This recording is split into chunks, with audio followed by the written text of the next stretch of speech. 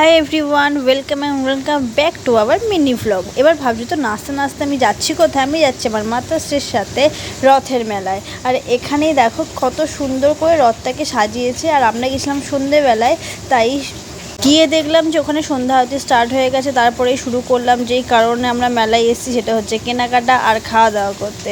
ফার্স্টে খেয়ে নিলাম ফুচকা, তারপরে দেখছিলাম কিছু কাঁচের বাটির সেট বা প্লেটের সেট। সেখান থেকে এই দুটো আমার খুব পছন্দ হয়েছিল, তাই এখান থেকে আমি দুখানা টপ টপ করে তুলে নিলাম।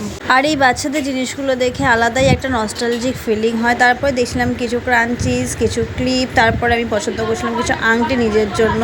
তারপর দেখলাম একটাও আমার হাতে ফিট হচ্ছে না।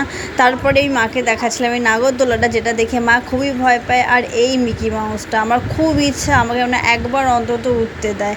তারপরে দেখছিলাম মেলাতে বাচ্চারা কত ভালো করে মজা করছিল।